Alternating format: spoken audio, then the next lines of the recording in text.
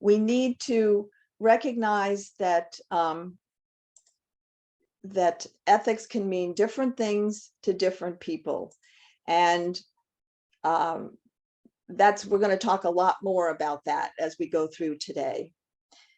And finally, we need to understand that a lot of ethical dilemmas occur when there's a clash of values, when one value is in conflict with another. And that is what makes these such difficult dilemmas that we struggle with. So what does this general definition and theory have to do with our work with volunteers? Well, I'd like to start with a very simple idea that we all can understand.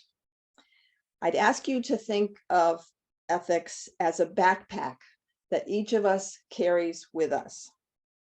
Your ethics backpack is part of who you are, and it influences how you behave, and it's very personal and very unique to you.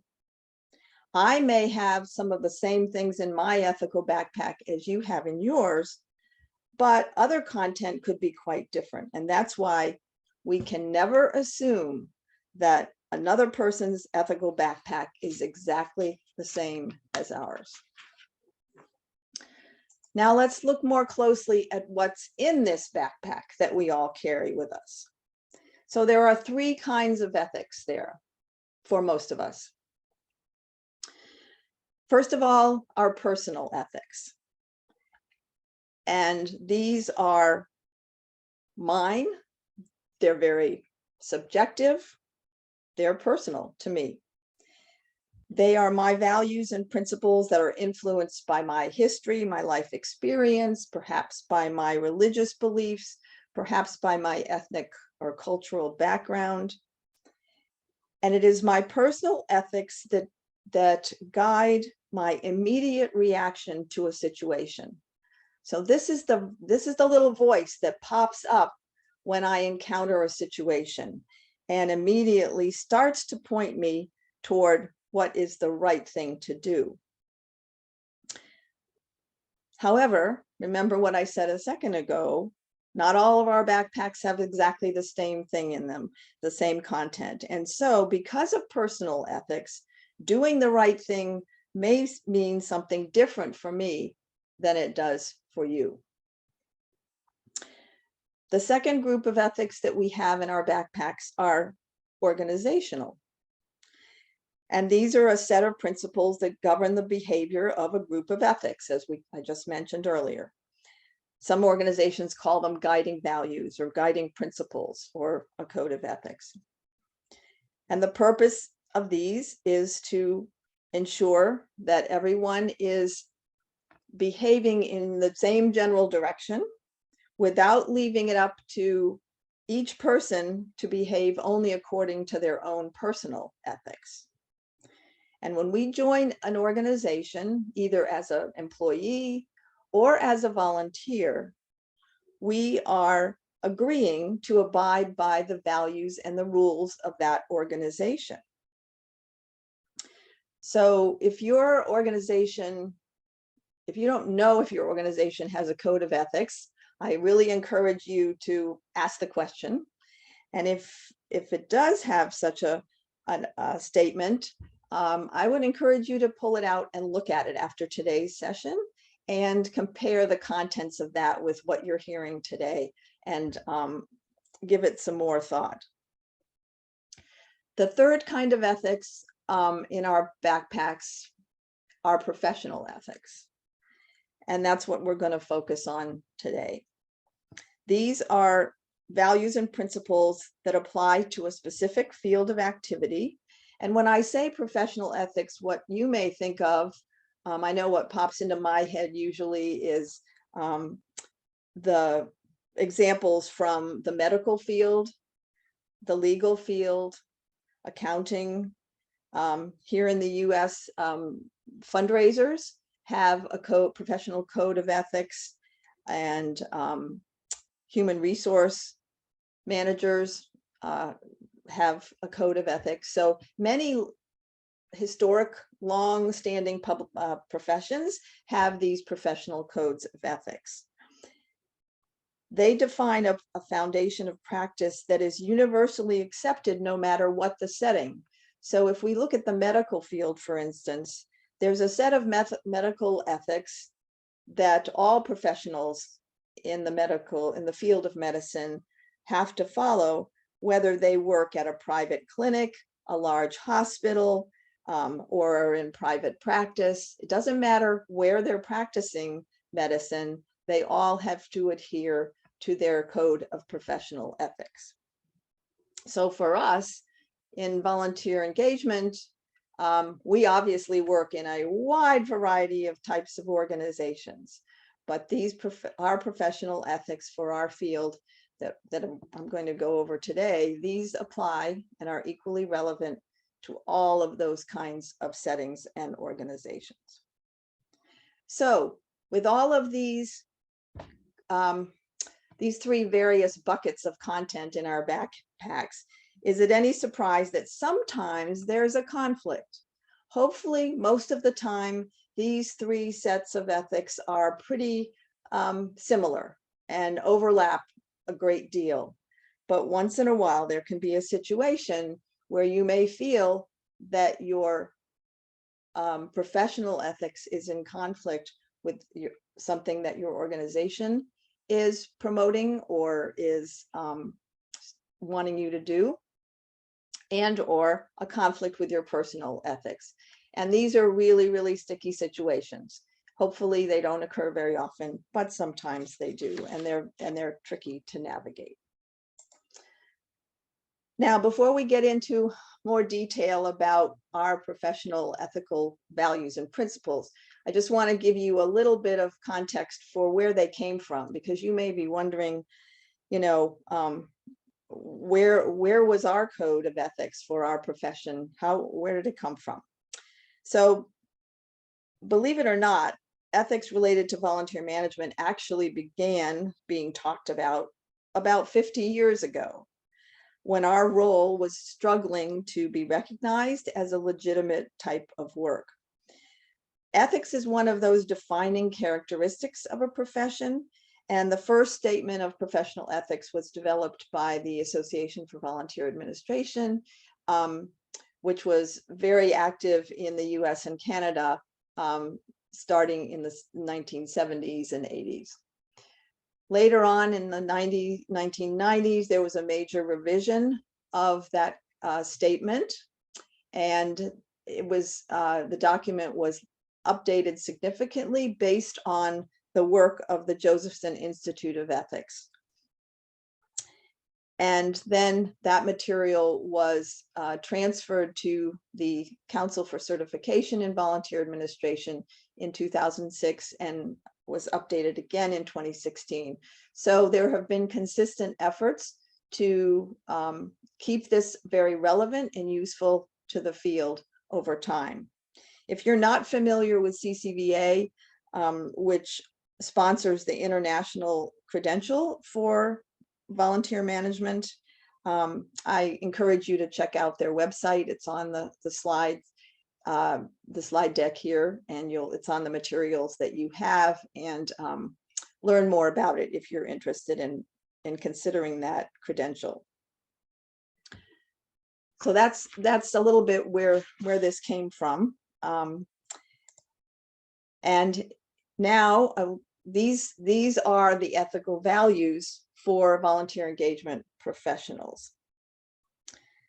These are the core values for our work: citizenship, respect, accountability, fairness, and trust. And as I mentioned a minute ago, these were identified using a framework from the Josephson Institute, which is a very well-known international organization that had been doing and has continued to do a lot of research, global research around this topic. Several years ago, they did some research which led to the conclusion that all kinds of people everywhere agree on a set of core ethical values. And Michael Josephson, who heads that institute, he called these the pillars of character. These universal values become the basis for creating a common set of ethical principles that can be applied when searching for the right thing to do. And many professions have used this framework as the basis for their professional codes of ethics. And so it was adopted and adapted to our field as well. Now, on a personal note, I have to tell you that when I first heard about Josephson's research and the fact that he was able to say that human beings all over the world agree on a core set of common principles, ethical principles and values, I was amazed by that. And I was actually pleased and inspired by it as well, because what it says to me is that as human beings, we all basically believe in the same definition of what's right and wrong as humans. And we may use different words for them, but there is a universality there that is grounded in these 5 words. Again, there are other words that might mean something similar, but we all have something in common from that standpoint. And I was delighted that there was research pointing that out and confirming that. So the next few slides are going to give you more details about each of these core values. And that's where you can refer to one of the handouts. So hopefully you've received that now, and there's a handout that has the core values and principles as its heading. And that's what we're going to walk through now. And you'll notice that for each of these, there is a definition of the core value. And then there are 3 principles underneath it, which take that general definition and help us to understand how it applies to the work in our particular field in volunteering. So the first value is citizenship.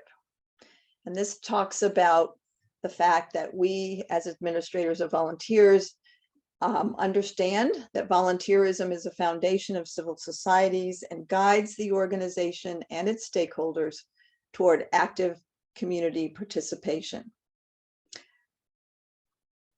Fleshing that out a little bit more, we have a principle of philosophy of volunteerism, which means that each of us needs to have a clear personal philosophy on volunteerism that can support our work. There's a principle of social responsibility. We need to facilitate a compassionate and caring culture through which community needs can be met. And the third principle of philanthropy is about cultivating and modeling the generosity of spirit and time and resources to further the work that we do. And we all know that there's a very strong connection between giving money to support things and giving your time as a volunteer. And this speaks to that connection. The second core value is respect. We must acknowledge the inherent value, skills, and abilities of all individuals and affirm the mutual benefit gained by both the volunteer and the organization. Within this, we have the principle of dignity, which is about acting in a compassionate manner that supports the rights of all volunteers to be valued and to be involved in the decisions that affect them. The principle of inclusivity, encouraging and facilitating the participation of individuals from many different backgrounds and perspectives and abilities. Very relevant today, especially in today's environment when there's a lot of talk about inclusivity. Third principle of privacy, and we've been very aware of this in our field for many, many years, the need to protect the privacy and confidentiality of information when it comes to volunteers and all individuals. The next core value is accountability. We must demonstrate responsibility to the organizations we represent, their stakeholders, and to our profession. We know we are accountable to several different audiences. And within this, there's the principle of collaboration. We need to include stakeholders in the development and the support of volunteer engagement and cultivate partnerships. And for many of us, that partnership building and cultivation of those relationships with external groups and internal parts of our organization, that's a big part of what we do in our work. Continuous improvement is about pursuing excellence by enhancing our own professional competence and fostering innovation where we can. And we know we've all been innovating a whole lot during the last few years when the pandemic hit us. And the third principle here is about professionalism, providing outstanding service to the organization and the people it serves, while still upholding and honoring those personal and professional boundaries. The next core value is fairness. We commit to individual and collective efforts that build and support a fair and just organizational culture. And again, here we see some very familiar words that we've heard a lot of, and we do continue to hear a lot of conversation about impartiality, which means remaining unbiased and objective when we're interacting with others. Equity, which is defined here as ensuring access to opportunities, resources, and support so that our volunteers can be successful. And the principle of justice, having an open and consistent process to inform our decision-making and addressing any discriminatory or prejudicial behaviors when we see them. And the last core value is trust. Go back, sorry, skip that one. As administrators or volunteers, we need to maintain loyal and trusting relationships with all our stakeholders and be dedicated to providing a safe environment based on established standards of practice. And that idea of a safe environment, of course, has been top of mind for all of us during the health crisis in our countries. And it's something that, you know, has always been there, but it's taken on some new meaning in recent years, that's for sure. And here within this core value, we have the principle of honesty, which is about sticking to the truth, honoring the truth, and striving to be transparent. Integrity, which is to be consistency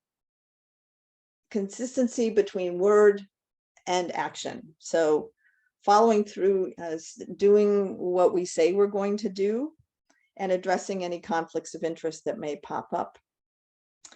And then the last principle of commitment, acting in a forthright manner with sincere good intent and following through on promises. I heard Michael Josephson at the Institute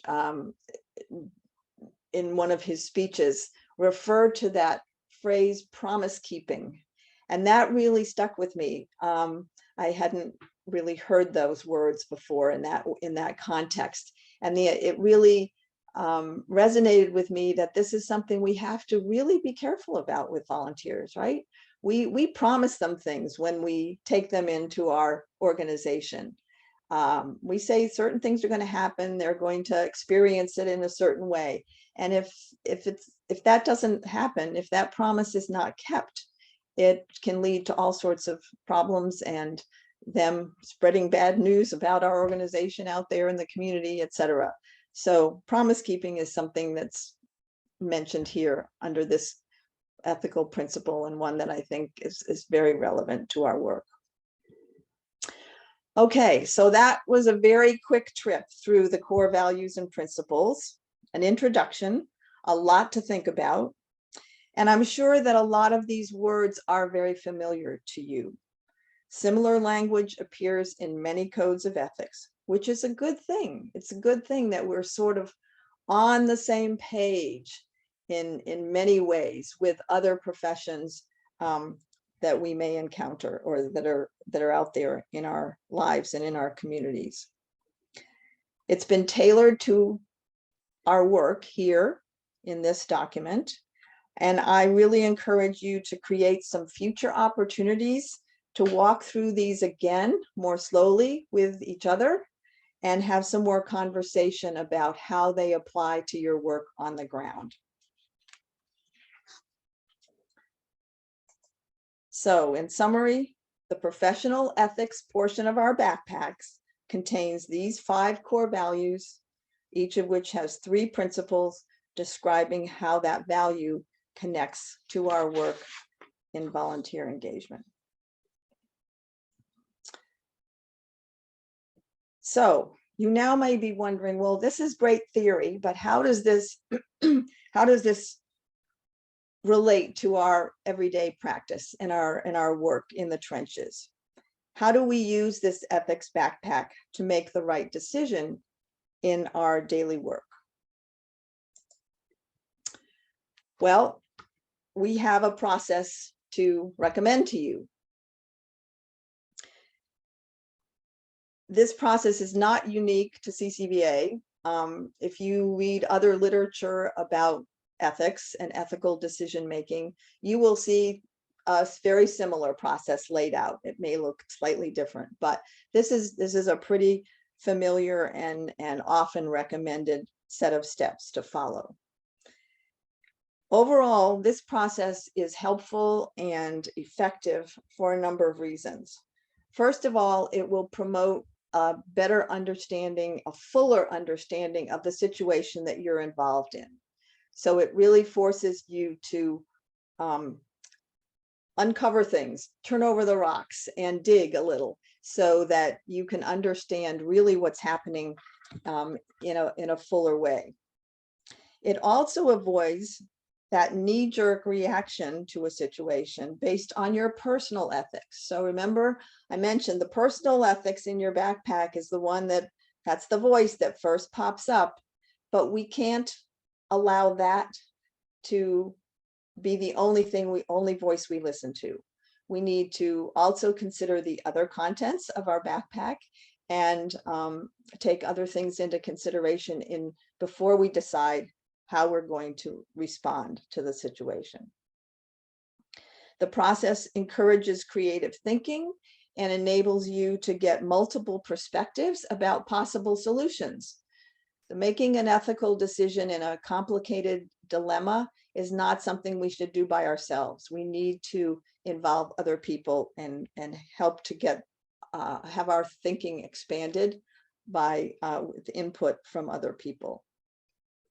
It also provides a very safe way for me to explore various options before I decide what I'm going to do without causing harm to anybody. So I can do some exploration before I actually act. And finally, following these steps will result in a decision that is defensible. So if you are questioned after the fact and someone says, Katie, why in the world did you decide to do that? I don't know that that was the right decision. I will at least be able to explain my rationale and explain how I got to the decision that I did. And to me, that's very comforting, and it sort of helps me sleep at night if I've needed to, work my way through this process, and then I can be more comfortable with my decision. When confronted with a challenging ethical decision, it's natural that we want to find the absolute right answer. The reality is that each situation is unique, and often the course of action that we take may have some negative consequences, as well as be and still be the right decision.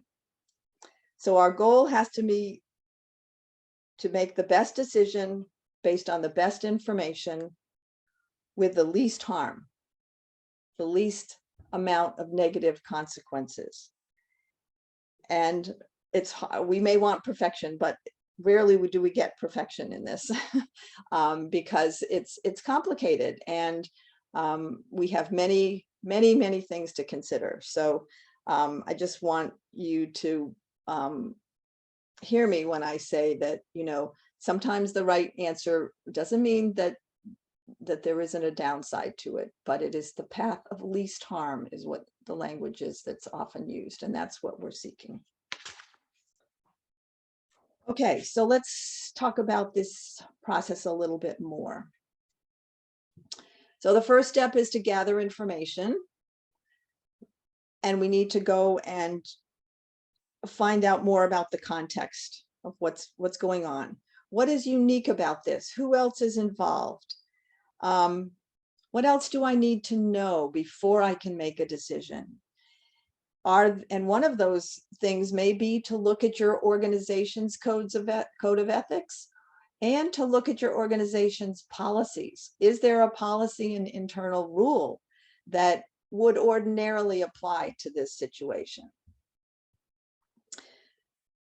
After we've done that research, the next step is to determine the ethical values or principles that are involved in this situation. So what is at the heart of it?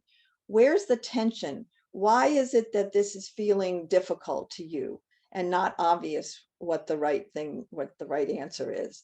That tension is because there is a conflict somewhere between wanting, two or more values or principles, and not knowing which one you're going to violate, or you don't want to violate either one. You want to honor them all, but it may be that it's hard to know what the right path is because you have two different ones who are both pointing you in a slightly different direction. Once we've done those two things, then we are ready to explore some various options about how we could respond to the situation.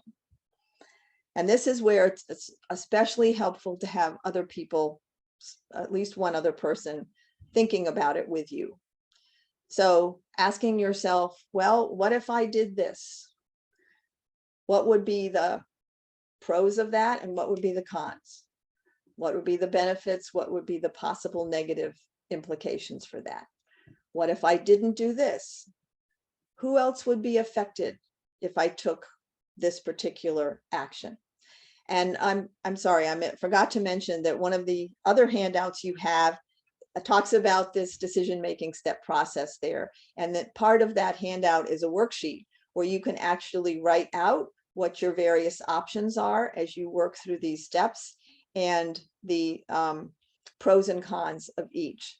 And I really encourage you to, again, put this on paper as you're working through a situation, because again, that's going to be part of your, enable you to report back to anybody who questions you about how you came to the decision that you did. Eventually, you're going to have to make a decision. You can't postpone this forever. You're going to want, again, look for the path of least harm.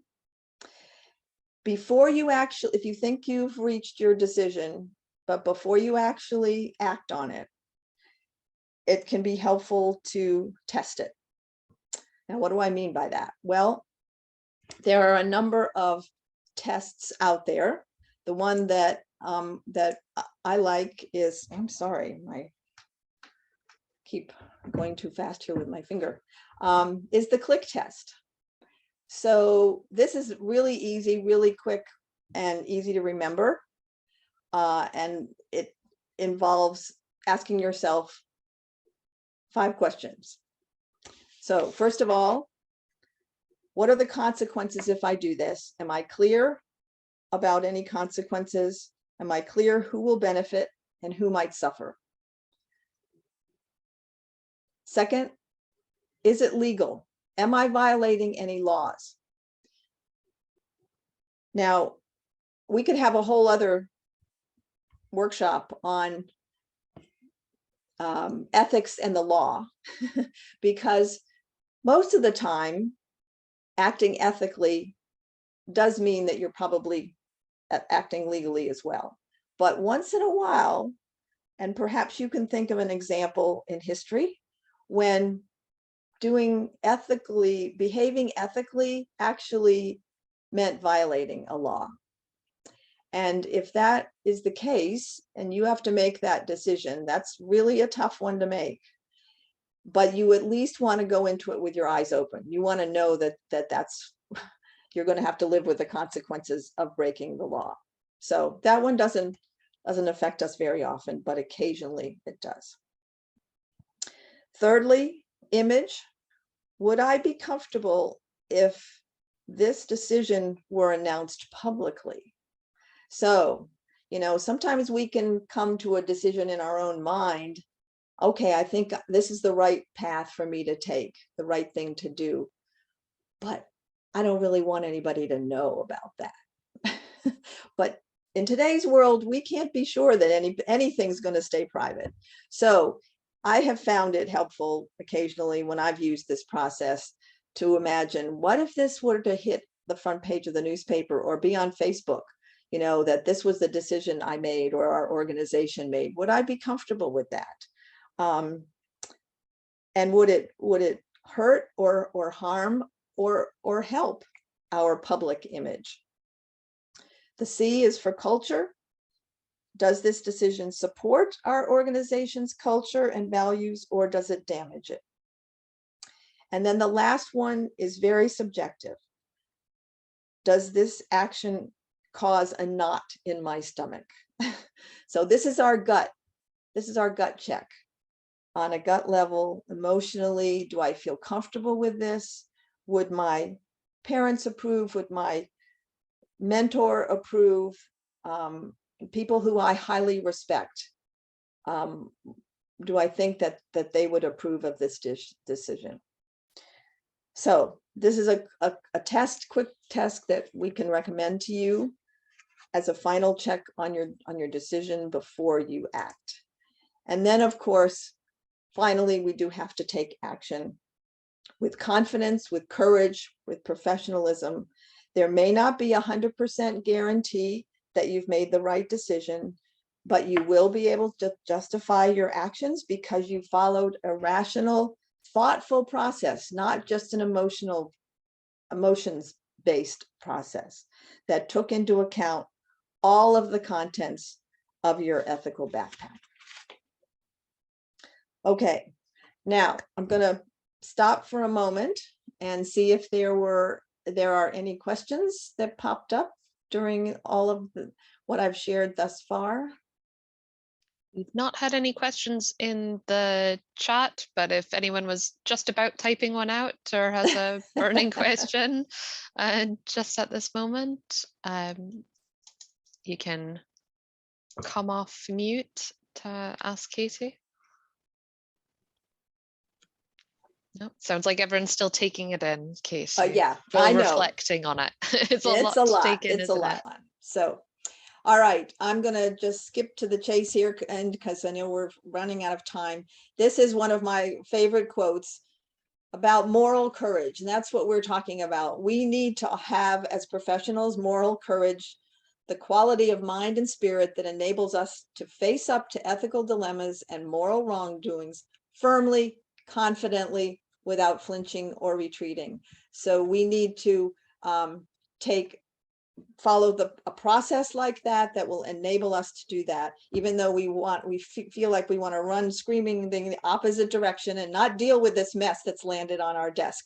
But the more we practice and exercise thinking about ethics, the easier it gets. So here's a few ideas on how you can begin to exercise your ethics muscle, if you will.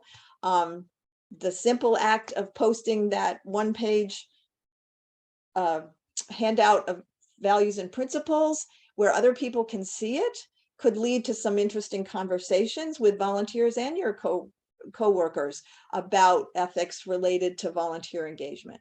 Discussing this at staff orientations with new staff and orientations with new volunteers, to share with them that you have ethical principles that you follow, and that there's a, you know, their role in the organization and their relationship with you is guided by these important values and principles. Having time in staff or leadership meetings to focus on one of these principles and discussing it further, and even using some scenarios that are real to your organization as a launch pad for the same kind of conversation you've had today. And then lastly, identifying people in your network who can be your sounding board, because as I said earlier, none of us will make the best decision alone. We need to involve a couple of other people that we trust to help us with brainstorming and thinking through the questions, just like you did in your groups today. I gave you a couple of resources here on the last slide. CCVA website is there.